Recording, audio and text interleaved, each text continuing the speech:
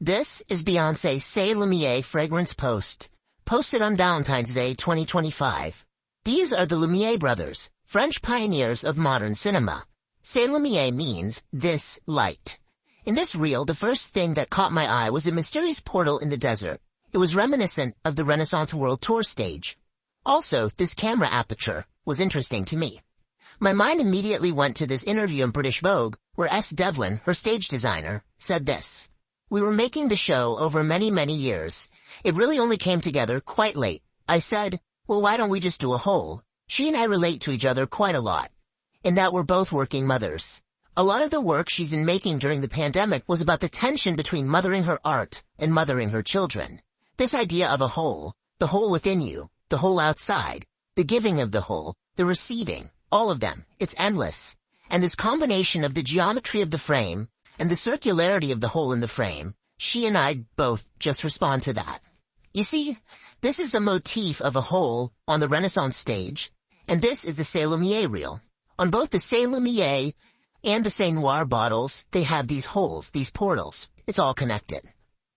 In the reel, we see many shots of Beyoncé dripping in gold. The desert portal and notes of the fragrance are shot across the screen. But the shot that caught my eye was this. The C'est Lumière bottles being packaged on a conveyor belt by factory workers. Auguste and Louis Lumière, French brothers known as the fathers of cinema, invented what's called the cinematograph, which changed what cinema meant forever. A little historical context. Before their invention of the cinematograph, films were shot on a kinetograph and viewed through a kinetoscope, a device that allowed only one person at a time to watch a film. You couldn't enjoy the art of film like you could other art forms, like classical concerts and ballets and theaters. These were all shows that could be enjoyed at the same time with others in an audience, but film, this wasn't the case. And that is exactly the problem the Lumière brothers solved with their invention of the cinematograph. This device allowed films to be projected onto a screen so that multiple people could watch at the same time, essentially creating the modern concept of cinema.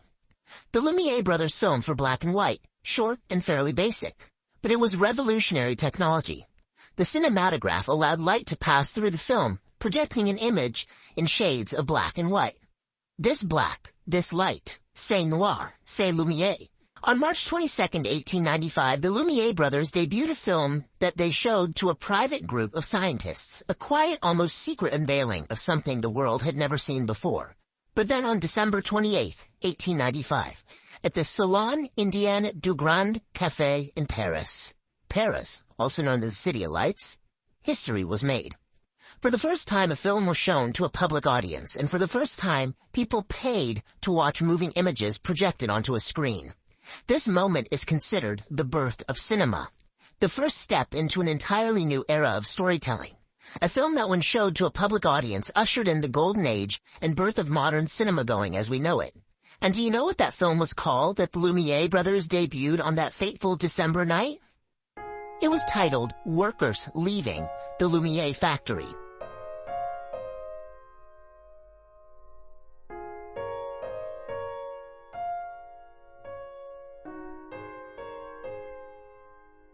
In Beyoncé's reel, we see C'est Lumière bottles being bottled on a factory work line in the C'est Lumière factory. Theoretically, if there were a camera rolling at 5 p.m. when the C'est Lumière workers clocked out, you could call that workers leaving the C'est Lumière factory, a modern twist on the groundbreaking film that marked the birth of cinema. Now, before we get deep into this, I want to remind you can watch my videos in full on TikTok or YouTube. I apologize for my recent absence in the last month. I lost my job and had to find a new one. Life got in the way, but I'm back making videos now. I appreciate all of you checking in with me. If you enjoy my work, consider subscribing for free to my channel and liking, commenting, and sharing this video. The more engagement a video gets when it first goes up, the better chances of it hitting the algorithm so it can reach more Deep Dive Hive members. Lastly, if you'd like to support my work financially, even though you all think I'm Julius, you can donate at buymeacoffee.com/lorebreakers. Thank you to Eliana, Sarah, Carmen, Nell, Tay, Jordan, Lee, Patrick, and a few other anonymous supporters who generously donated. It definitely helped me in the last month, so thank you, thank you, thank you. Now, let's get into it. Part 1. The Golden Era. Beyoncé ends the C'est Lumière reel with a new tagline. the golden era, which I believe references several things: the golden age of Hollywood, the golden age of jazz, and the California gold rush. First, I'm going to be diving into the golden age of Hollywood and explore how Beyoncé has been referencing this era in her work. But before that, let's start with a quick definition of what the golden age of Hollywood was. It refers to a period roughly between 1910 and the 1960s when Hollywood was at its peak and producing a significant number of classic films, stars, and overall glamorous and influential era in cinema. It was a time when studios held a great deal of control, and stars like Marilyn Monroe, Humphrey Bogart, and Audrey Hepburn became international icons. The phrase golden era can apply to any specific period within an artistic movement that is considered its peak, with creativity, innovation, and influence reaching their highest levels. This era is often marked by groundbreaking work, a surge of artistic excellence, and a lasting impact on future generations. It is a time when the movement flourishes, producing masterpieces that define its legacy. The golden era is typically looked back on as the pinnacle of the movement, setting a standard that later periods are often measured against or seek to revive. I immediately thought of the song Welcome to Hollywood on B-Day, which deals with the vices of fame and notes many movie stars who ended with a tragic fate. Beyoncé sings, James Dean, John Belushi, blow your whole life trying to live in the lights. Heroines following, Marilyn hoppin', over the edges like Janis Joplin, River Phoenix, Jimi Hendrix, Jimmy Morrison, all of them ended by Hollywood. Jimmy Morrison being the Jim Morrison, lead singer of The Doors, who Beyoncé highlighted in the Renaissance World Tour Mind Control interlude with his famous quote, "Whoever controls the media controls the mind." I believe this 3-act project will have a secret 4th act and culminate in a film that will be a landmark moment. Much like how Self-Titled in 2013 rocked the world and single-handedly switched the music industry's standard weekly music release day from Tuesday to Friday. When this golden era ends, it will be looked back on as a definitive and monolithic pillar whose impact artists will measure and reference themselves against, like Self-Titled. I believe Beyoncé's aim is to rock not only the music industry, but the film industry, akin to how the Lumière brothers' debut of the cinematograph in 1895 and premiere of workers leaving the Lumière factory changed cinema forever. I believe this is why she hasn't released the visuals yet. They've come to be expected of her. And there's one thing she doesn't like, and that is meeting expectations, but surprising and exceeding them. Exceeding ones that we didn't even know we had. Beyoncé isn't interested in just making art. She's interested in using her power to demolish the rules of an industry, not only to trailblaze new paths for new artists, opening doors, but giving those new artists the courage to blaze entirely new paths for themselves and not feel confined by industry rules. I believe this is what she is trying to get at when she says be free, be free, be as free as Beyoncé. After the Lumière brothers debuted Workers Leaving the Lumière Factory in 1895, it opened the floodgates and single-handedly invented the modern-day cinema format. In the following decades, film rapidly developed as filmmakers explored new storytelling techniques and technologies. Early films were silent, dominating the industry for decades with iconic stars like Charlie Chaplin leading the way. These silent films transformed into talkies, movies with synchronized sound and dialogue. This era began with the release of The Jazz Singer on October 6, 1927, the first feature-length film to incorporate spoken dialogue. While it revolutionized cinema, the film was also controversial because its star, Al Jolson, performed in blackface, highlighting the racial inequalities of the time. Earlier the same year, another film was released in Berlin, Germany, on January 10, 1927, a silent film that Beyoncé has been referencing since 2007. This film is Fritz Lang's Metropolis. In both the Beyoncé Experience World Tour and the Renaissance World Tour, she wore a robotic costume inspired by the film's antagonist, a robot named Maria. This visual homage connects her performance to the futuristic and dystopian themes of Metropolis, a film known for its groundbreaking visuals and exploration of class struggles, technology, and power, most evident in samples she chose to use. One being Derek Carter's Where You At?, which we hear at the beginning of the Renaissance World Tour. my renaissance, my house of chrome, where I'm reborn. Where you at? Is this it? Is this all there is? Is this all there is?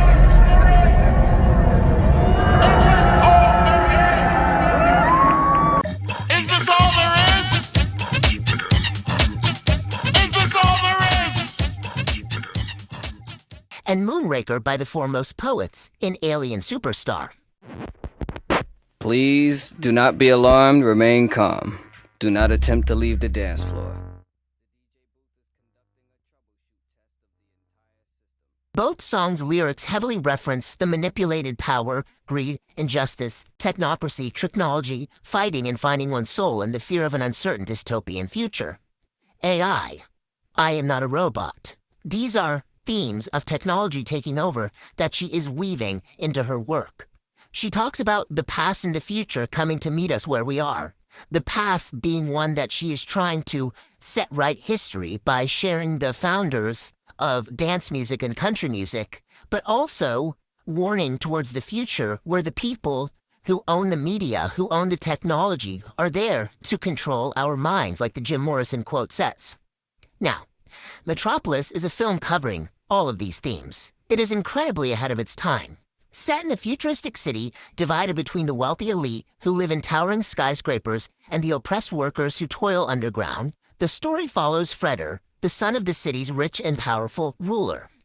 Freder falls in love with the human Maria, a workers' advocate preaching unity and gives hope to those who live and toil underground.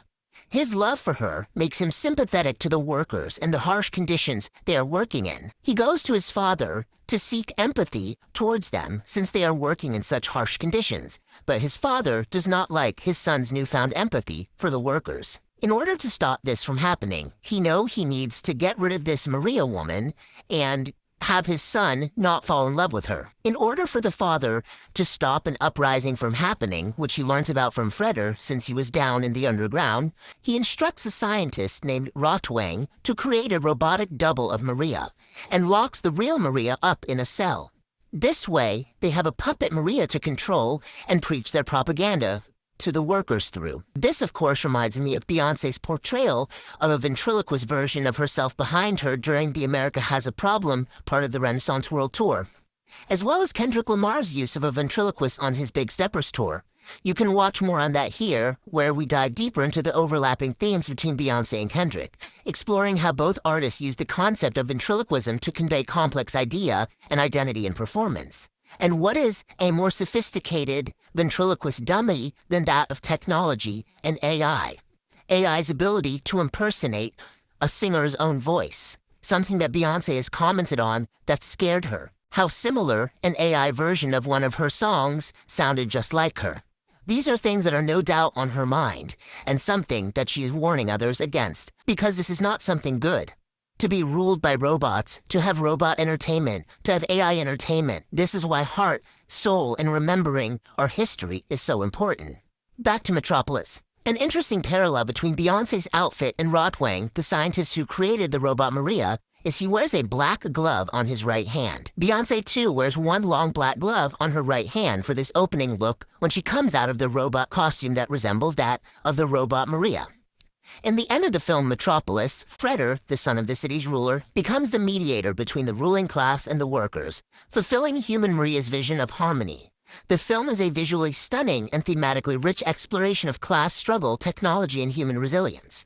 In Metropolis, the character Maria embodies a divine feminine archetype, similar to that of the Virgin Mary. The name Maria is the Latin form of Mary, further reinforcing this connection. Beyoncé even covered Ave Maria on I Am Sasha Fierce.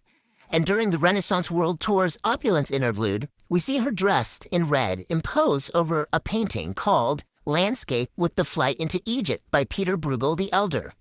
The painting depicts the biblical story of the flight into Egypt, where the Holy Family, Mary, Joseph, and the infant Jesus, flee from King Herod's massacre of infants. Mary is depicted in red instead of her usual blue, positioning Beyoncé as a direct representation of Mary in this painting. Like Maria in Metropolis, the Virgin Mary is a compassionate, nurturing figure who advocates for peace and unity. Maria, too, serves as a spiritual leader, preaching hope, reconciliation, and the need for a mediator between the ruling elite and the oppressed workers. These qualities align with the traditional representation of the divine feminine in the religious and mythological narratives. However, much like the Virgin Mary's rejection by authority figures and fleeing into Egypt to save baby Jesus, Maria's message of unity and faith leads her to imprisonment in the film. Anyone who is anointed to free is going to have people on the other side who want to imprison them. Both figures serve as a symbol of motherly protection and spiritual guidance, offering hope in times of division, yet are punished for their advocacy of peace. Maria's robotic double, the false Maria, serves as her dark counterpart, corrupting her image and leading people astray, as she is but a puppet for the owner of the city. This duality between the real Maria and the false Maria reflects a deeper struggle between purity and corruption, making her an even stronger representation of the divine feminine archetype. I wonder if Sasha Fierce represents this robotic double that Beyoncé needed to create in order to survive the early years of her career, when the music industry, much like the owners of Metropolis, demanded strict compliance. When she was coming up, record labels had all the control. They were ruthless. Either you followed their rules and what they wanted you to say and do, or you were out. There was no social media where an artist could independently build their influence and have leverage. It was up to the gatekeepers, the label owners, the media, press agents, who were all owned by the same people. The artist had to do what they say if they wanted to keep their place. And this was Beyoncé's dream. So I imagine this schism in her personality between Beyoncé and Sasha Fierce was the protection she needed for her soul. During this period, Beyoncé was navigating an industry that prioritized profit over her well-being, something she has spoken about in her work. Most evidently, the thematic arc of the I Am Sasha Fierce tour captures Beyoncé's inner conflict, highlighting her struggle with the exploitation in the music industry. Through relentless touring and little regard for her health or voice, in this interlude, she narrates how her body and soul were fighting to survive in this industry designed to break her. In the powerful segment, Beyoncé is dressed as a robot in vintage Thierry Mugler, trudging through the icy and relentless snow. I can't help but think of Icy Park. Beyoncé sheds a tear. She roars, briefly transforming into a leopard. These moments symbolize this internal conflict, how she was controlled, dehumanized, and reduced to a machine-like existence to meet industry demands. The tension between Beyoncé and Sasha Fierce during the I Am tour interludes culminates in a powerful moment where there's a coin toss deciding who's going to win. Ultimately, Sasha triumphs. This scene symbolizes Beyoncé's acceptance of the person she created to survive the harsh realities of the music industry. However, as time passed, her art grew bolder and more fearless. She gained independence, started Parkwood Entertainment, and took control of her management and narrative. The thing that was the trigger for Beyoncé's fearlessness was motherhood. Blue Ivy Carter was born on January 7, 2012. In an interview with Oprah in February 2013, Beyoncé shared that she no longer felt the need to use her Sasha Fierce persona. She explained that Sasha Fierce was a creation that helped her navigate the pressures of fame and the industry, but as she grew and evolved, she no longer needed to rely on that alter ego. Beyoncé said, "Sasha Fierce was the fun, wild side of me that I wanted to put out there, but now I don't need Sasha Fierce anymore. I'm more confident in who I am as a person and in my music." She then goes on to release that same year, in December 2013, her self-titled album. I also can't help think of how Norma Jean became Marilyn Monroe and so many other Hollywood stars had to create these new names and new personas of themselves, partly because the studios wanted to control their image down to their very name, but also partly as a protection navigating those old Hollywood systems. This was what Sasha Fierce was to Beyoncé. The evolution of integration from self-titled to now is this new animal Beyoncé refers to herself as in the final moments of the Renaissance World Tour. At least that's how I interpret it. So with all of this context, I'm going back to the golden age of cinema and why I believe it's the next frontier she is traversing. You can tell a deeply nuanced and detailed story in film more than music. Music is often taken at face value. In fact, doing things like analyzing Beyoncé's symbolism in her work, like I do, often gets touted as a reach or I need to go touch grass, completely delusional. These comments don't bother me, but I think it's interesting how anyone who interprets traditional art like paintings or films like the films of Stanley Kubrick, these art forms are afforded an intense symbolic dissection, whereas music just seems to be whatever is at face value or whatever the artist implicitly says the music is about, that's what it's about. I think that's why Beyoncé is going to be going into film. I believe that she has made visuals and music videos, but the format of an actual film with a script and a storyline is going to be the format that really allows people to maybe dive into her work and see the story that she is trying to tell through a symbolic lens.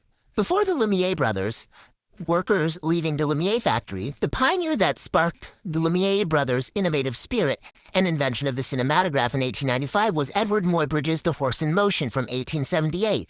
If you followed me for a while, you know about this, but here's a quick refresher. The Horse in Motion is a groundbreaking series of photographs, 16 photographs that captured the motion of a galloping horse, providing key insights into how movement could be analyzed frame by frame. Muybridge's work was crucial in demonstrating the possibilities for motion pictures and directly influenced the Lumière brothers' creation of the cinematograph. Beyoncé used The Horse in Motion in the background on the screen during the Renaissance World Tour when she was performing America Has a Problem. The reason this is significant to reclamation is we know everything about The Horse in Motion, the name of the horse, which was Sally Gardner, the name of the man who commissioned the project, Leland Stanford, and the man who took the photographs, Edward Muybridge. However, what remains tragically unknown is the name of the black jockey riding the horse. His identity has been lost to history. However, if we knew his name, history would be different. It would record that the first star in a moving picture was African American. An African American would be at the center, at the start, at the foundation of the birth of movies and cinema and moving pictures. But history's not written that way. This groundbreaking moment in the history of cinema instead highlights all of the white people involved in it, but not the black jockey riding the horse. His story remains untold, leaving an important part of Black American history shrouded in mystery. We also know the racist history of lawn jockeys. The Horse in Motion was famously the key plot point in Jordan Peele's film Nope, sparking my theory that Peele's production company, Monkey Paw Productions, is working with Beyoncé in some facet. My theory was even complimented and reposted by Monkey Paw Productions. You can watch my full breakdown here. The unknown jockey got me thinking that Beyoncé's goal with Renaissance and Cowboy Carter was highlighting the stolen history of black innovation in music. It would make sense that she'd also do this in film. The Lumière brothers were very famous, but they were white. I wonder if Beyoncé is going to be referencing black filmmakers such as Sarah Maldoror, who made Sambizanga, Med Hondo, who made Soleil O, or Uzan Palsi, who made A Dry White Season. Uzan Palsi was also the first black woman to direct a film for a major Hollywood studio. Beyoncé has already referenced Tuki Buki, directed by Jibriel Diop Mambati, the cover of which served as the inspiration for the On the Run tour poster. Suspiciously, this film was tweeted out by Monkey Paw Productions as they held a screening for it in LA. Back to the Golden Age. The Golden Age of Jazz. Beyoncé held a gold-themed Sir Davis whiskey launch party in Paris, the City of Lights. Las Vegas was the date she took the longest to announce. Las Vegas is also known as the City of Lights. It's also, coincidentally, the brightest spot on Earth. Beyoncé wished us Happy Valentine's Day in 2024 outside Circus Circus in Las Vegas. This year, she posted the C'est Lumière reel on Valentine's Day in a desert-like setting. It was also the day of the general on-sale tickets for the Cowboy Carter tour. I had suspected and predicted that Valentine's Day would be a significant date, especially because of her themes of love, and love being the revolution that will heal the world, as we hear in My House. Las Vegas is also set in the desert, like we see the desert landscape of the C'est Lumière reel. Remember, Lumière means light. What has more light than a desert? Who got lost in the desert for 40 days? Jesus. I'm not going to go into the religious symbolism in this video, but let me know if you'd like to hear more about that, because there's definitely a lot of that. Beyoncé and Jay-Z also hold a gold party after the Oscars every year. These motifs are not accidental. We're seeing both gold, light, and cinema, all as themes tied together. The Golden Age of Jazz was in the 1920s and 1930s, also known as the Jazz Age. It was taking place at a similar parallel time to the Golden Age of Hollywood. I'd like to point out most jazz instruments are gold, and it does not go over my head that Beyoncé's playing a saxophone in the Verizon commercial. This is Beyoncé's tour visualizer for On the Run, where she performs as a jazz singer in a black and white setting, covering Bang Bang, originally sung by Cher in 1966. Later that year, Bang Bang was also covered by Nancy Sinatra. Coincidentally, Beyoncé sampled Nancy Sinatra's other song, These Boots Were Made for Walking, in the intro of Ya Ya. Now, bang bang and the symbol of the gun motif is very significant and was teased since Renaissance, but most prominently used at the end of the Beyoncé Bowl for her first performance of Cowboy Carter. Now, you're going to have to excuse me while I jump around a bit, but it'll all make sense in the end. If you'd like to see more about my bang bang theory, you can watch this video here. Now, excuse me while I jump around a bit, but this will all make sense in the end. Sir Davis, Beyoncé's whiskey brand, is named after her paternal great-grandfather, Davis Hogue, who was a farmer and moonshiner in the American South during the Prohibition. This was revealed in her GQ cover story. During the Prohibition, one of the most important places for underground entertainment was jazz clubs. These venues often operated as secretive speakeasies, where people could gather to drink and listen to jazz music, despite the ban on alcohol. Prohibition was a time of rebellion and defiance, and jazz became the soundtrack to the nightlife of that era. It was a powerful expression of freedom, energy, and social change. The GQ photo shoot for Sir Davis was shot in black and white, with an old Hollywood-style painted backdrop, outside in the desert. I think it's interesting how the I'm That Girl teaser is also in black and white and in color. It reminds me of The Wizard of Oz, how the film starts in black and white, sepia tone, and goes into a world of color. Now, in the photo shoot for GQ, I was caught by this light. Because this light is not a modern light. It's a 10K brute arc lamp. One of the most popular lights used in 1935 and throughout the golden age of Hollywood. These lights dominated the golden age of Hollywood, in fact, especially in classic westerns. I've speculated the film Beyoncé's working on will likely incorporate both western and dystopian themes. This assumption is based on her work in Cowboy Carter, which hints at the western aesthetic, along with the fact that Jay-Z was producing The Harder They Fall, a film where a western storyline is told through a black lens. The sun-like brightness of the 10K brute arc lamp allowed directors to balance the harsh shadows caused by natural sunlight in an outdoor desert scene. This shoot isn't the only time we see Beyoncé on a film set. In the I'm That Girl teaser, she walks through a film set, which is the same backdrop used at the end of Cowboy Carter's lyric video for Amen. In that video, the lyrics scroll by like film credits, tying the visuals back to the theme of cinema. She's putting down these breadcrumbs. We've just got to pick 'em up. Girl, at this point, the beehive be the Hansel and Gretel hive. This is not detracting me from my theory that there is going to be a rock album. In fact, I do still believe that Act 3 is a rock album, but I believe there is going to be a hidden Act 4 that is going to be a jazz album. Or perhaps there will be jazz in the movie that's made, because if my inclination is correct and it does have a western setting or a modern western and there are maybe speakeasy kind of vibes, prohibition kind of vibes, then potentially she is going to be resurrecting this kind of jazz singer persona she had in the On the Run tour, '03 Bonnie and Clyde, this whole outlaw theme, and maybe she's going to be soundtracking some jazz. I think jazz is going to evolve somewhere, whether it's a whole album, whether it's part of the soundtrack, I don't know. But I do believe jazz will be involved, but I also still think that rock is going to be involved, and I do think that will be Act 3. Now, lastly, I want to discuss the Gold Rush. This is Beyoncé's Levi collaboration. This is the California Gold Rush. It took place from 1848 to 1955. The two have something huge in common. The gold rush was a time when people came from all over in hopes of striking gold and getting rich. They all moved out west with this vision of having a rich American dream. Many of these people were formerly enslaved and free black men who traveled west seeking fortune and opportunity. After the gold rush boom, black men found work as cowboys, ranchers, and horse trainers in the West, especially in Texas, Oklahoma, and California, which we obviously see Beyoncé paying homage to throughout the Cowboy Carter era. However, mining for gold is not as easy as it seems. It wasn't easy. The conditions for miners were brutal. Digging in the earth all day, often in tough, rugged terrain, there was dust, and what they needed was durable clothing to withstand the wear and tear of the labor. If you haven't guessed already, the man who made that clothing for them was a German immigrant named Levi Strauss. Yes, Levi, as in Levi's jeans. The California Gold Rush contributed to the golden age of Hollywood as well. The influx of wealth created by the gold rush fueled investment in various industries, including entertainment, and laid the groundwork for the rapid development of cities like San Francisco and Los Angeles. This boom eventually led to the rise of Hollywood as the hub of the film industry, attracting filmmakers, actors, and artists from around the world.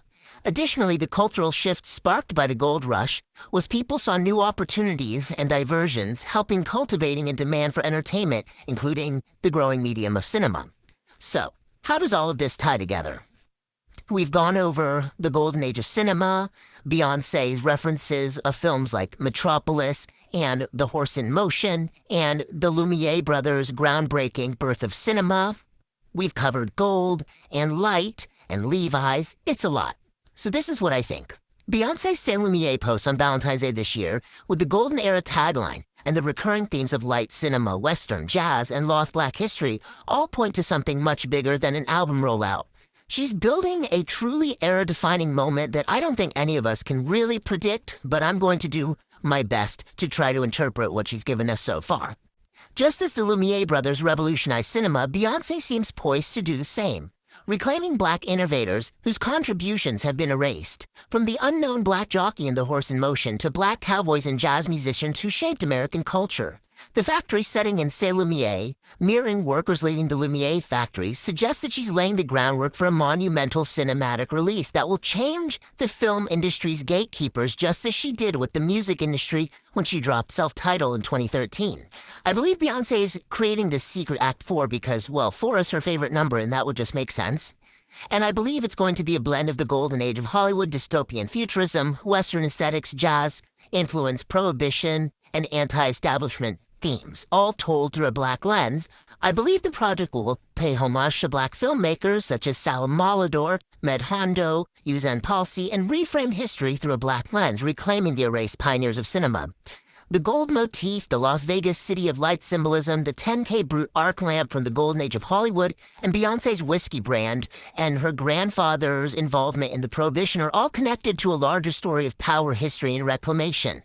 This project will not only honor the past, but rewrite the future of how black artistry is remembered and celebrated in both music and film. Despite rumors of her retiring, I believe the opposite might be true. I personally think this is just the beginning of this golden era of hers, and I believe that filmmaking is going to be much more prominent in it. I don't think the industry, film or music, will ever be the same once it arrives.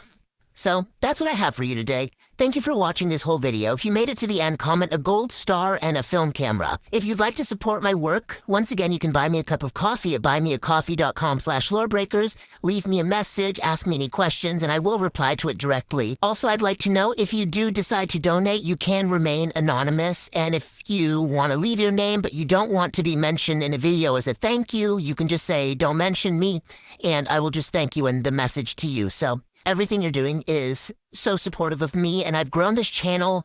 I think I'm at almost 2,000 subscribers, so thank you so much to all of you, and I am going to be back making more involved videos. As you know, these take a lot of research, and I want to make them as thorough and accurate for you all as possible. Until next time, love, Lore Breakers.